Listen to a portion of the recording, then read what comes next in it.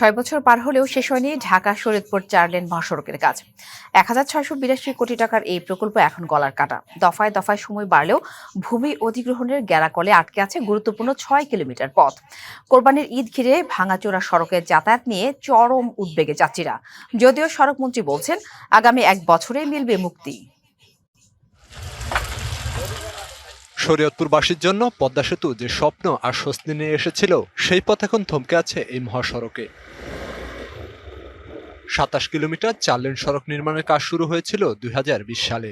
অথচ 6 বছর পর মহাসড়কের এই রুগ্নদশা বলে দিচ্ছে প্রতিশ্রুতি আর বাস্তবায়নের ব্যবধান কতটা আকাশ ছোঁয়া। 2022 থেকে 2024, তারপর 2026 দফায় দফায় বাড়ানো হয়েছে প্রকল্পের মেয়াদ, তবুও পূর্ণতা পায়নি এই 4 লেন।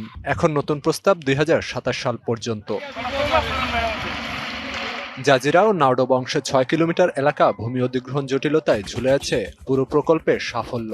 জমি বুঝে না পাওয়ায় সেখানে কাজ করতে পারছে না ঠিকাদারি প্রতিষ্ঠান। আর এই জটিলতায় এ রাস্তা শুষ্ক মৌসুমে যেমন থাকে ধুলোর চাদরে ঢাকা, তেমনি বর্ষায় সামান্য বৃষ্টিতে তা হয়ে ওঠে বিপজ্জনক মরণ ফাঁদ। এছাড়াও সামনের কোরবানিতে পশুবাহী ট্রাক ও ঘরমুখী মানুষের বাড়তি চাপে এ পথে আরো ভোগান্তি বাড়বে বলে শঙ্কা এ পথে যাতায়াতকারীদের।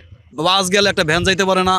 আমরা খুব আজকে 8 বছর যাবত বা 10 বছর যাবত আমরা খুব বেহাল দশার মধ্যে আছি। গাড়ি পাস করা যায় না। এই যে বৃষ্টি নামলে অত্যন্ত কষ্টের কোনো শেষ নাই। ঈদ আসবে, সাথে ক্যাশব্যাকও আসবে। নিজের বা প্রিয়জনের জন্য কেনাকাটায় এবারও নগদ পেমেন্টে পাচ্ছেন দারুণ ক্যাশব্যাক। তাই যাই কিনুন, পেমেন্ট করুন নগদে।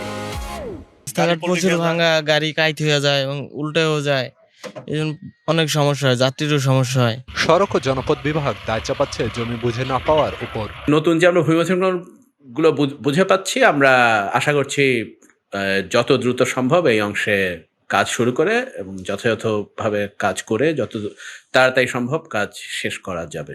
এদিকে দীর্ঘসূত্রতা কাটিয়ে আগামী 1 বছরের মধ্যে প্রকল্পের কাজ শেষ করার আশ্বাস সড়ক পরিবহন ও সেতু মন্ত্রীর।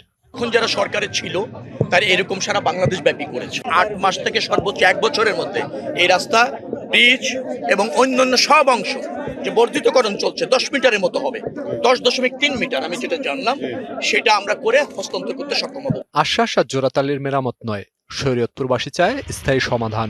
রাজধানী থেকে জেলার প্রবেশদ্বার যেন দুর্ভোগের দুয়ার না হয়, এখন সেই দাবি জোরালো।